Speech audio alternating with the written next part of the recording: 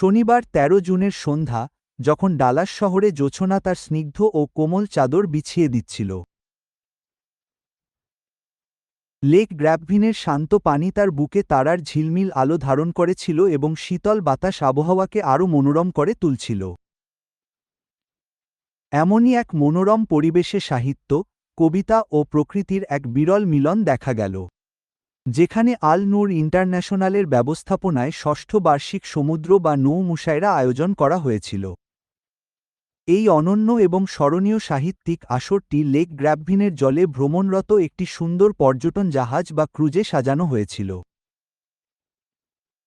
সন্ধ্যা ৭টায় silver lake থেকে রওনা হওয়া ক্রুজটি ধীরে ধীরে ঢেউয়ের দোলায় চলতে লাগল।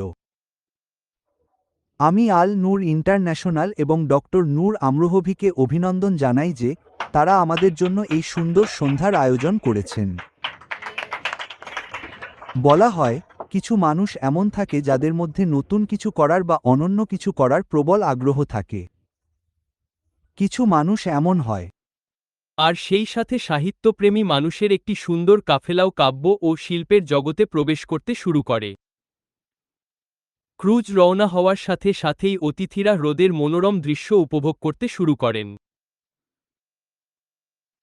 পানির বুকে নাচতে থাকা আলো, দিগন্তে অস্তগামী সূর্যের রং এবং সন্ধ্যার বিস্তার লাভ করা ছায়া এমন এক ছবি ফুটিয়ে তুলছিল যা ভাষায় প্রকাশ করা সহজ নয়। আসরটিতে অংশগ্রহণকারী অতিথিরা এই সৌন্দর্য তাদের ক্যামেরা ও স্মৃতিতে ধরে রাখতে ব্যস্ত ছিলেন। তাদের জন্য করজোড়ে তালি।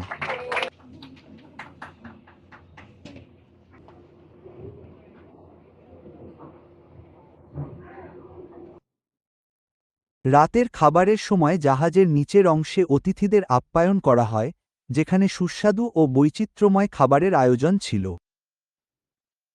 সুন্দর সাক্ষাৎ, সাহিত্যিক আলাপ এবং মতবিনিময়ের পর সকল অংশগ্রহণকারী পুনরায় ক্রুজের উপরের ডেকে জড়ো হন, যেখানে রাতের জোছনা এবং হ্রদের শীতল বাতাসের মাঝে মুশায়রা আনুষ্ঠানিকভাবে শুরু হয়। অনুষ্ঠান পরিচালনার দায়িত্বে ছিলেন শিকাগো থেকে বিশেষভাবে আগত সুপরিচিত সাহিত্যিক, কবি ও আয়োজক জনাব আমিন হায়দার এবং তার সাথে ছিলেন মোহতারেমা সারিয়া খান, যারা অত্যন্ত মার্জিত ও সুন্দরভাবে অনুষ্ঠানটি সঞ্চালনা করেন। উভয় সঞ্চালক তাদের প্রাণবন্ত বাচনভঙ্গি, তাৎক্ষণিক মন্তব্য এবং সাহিত্যিক রুচিবোধ দিয়ে আসরের সৌন্দর্য বহুগুণ বাড়িয়ে দেন। এই স্মরণীয় সাহিত্যিক আসরের সভাপতিত্ব করেন প্রখ্যাত সাহিত্যিক ও সামাজিক ব্যক্তিত্ব জনাব তারিক হাশমি, যার উপস্থিতি এই আসরের জন্য সম্মানের বিষয় ছিল। ফিকর জরা দাউদ কে চল পানি মে ফিকর।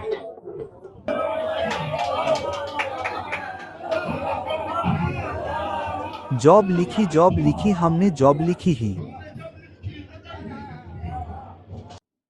মুশায়রায় প্রধান অতিথি হিসেবে জনাব প্রমোদ রাজপুত। দিয়া দিল দিয়া যা ভি দি। দিল দিয়া যা ভি দি।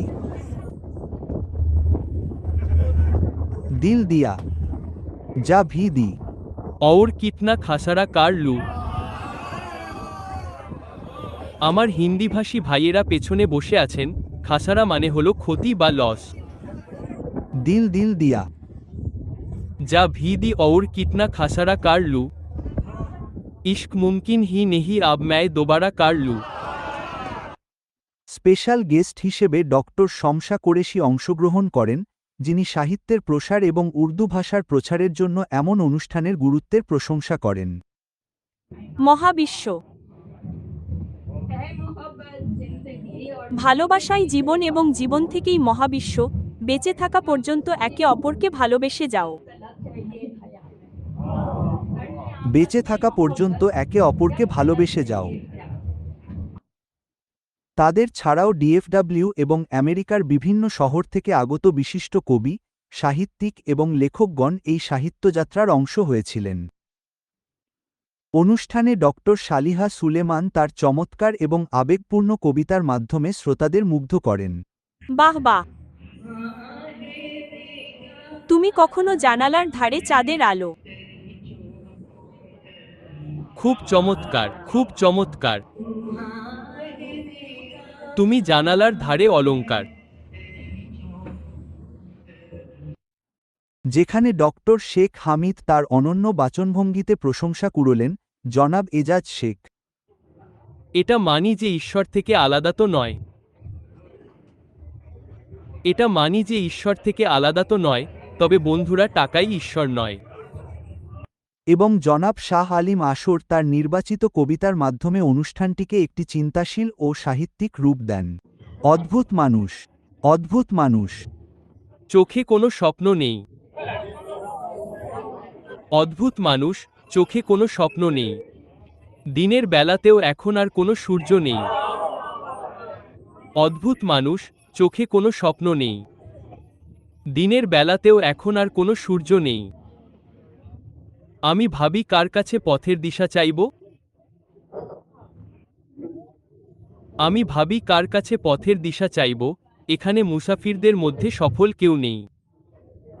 বিখ্যাত কবি ডক্টর নূর আমরোহভি তার চিরাচরিত স্ফূর্তি এবং হৃদয়গ্রাহী কবিতার মাধ্যমে উপস্থিত দর্শকদের মুগ্ধ করেন। আর ছায়া কোথাও। এই আত্মমহিমা আমাকে মেরে না ফেলে।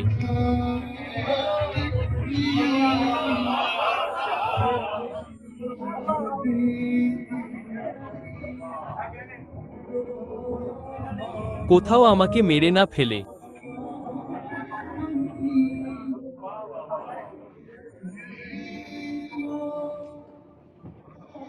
এরাই তো আমাকে চলার সাহস দেয়।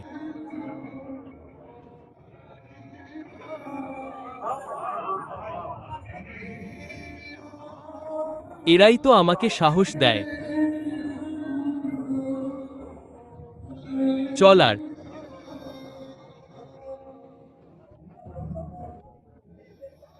আমার পায়ের এই ফোসকা যেন না ফেটে যায় কোথাও।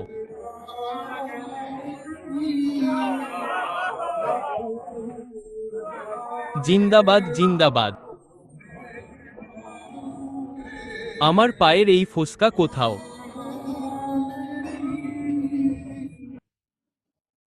হিউস্টন, টেক্সাস থেকে বিশেষভাবে আমন্ত্রিত অতিথি কবি জনাব শাহ গাজালি তার চিন্তাশীল কবিতা এবং চমৎকার গজলের মাধ্যমে শ্রোতাদের মন জয় করেন। পাশে থাকে। যা আমার ডানে বামে থাকে, তা আমার মায়ের দোয়া। তা আমার মায়ের দোয়া।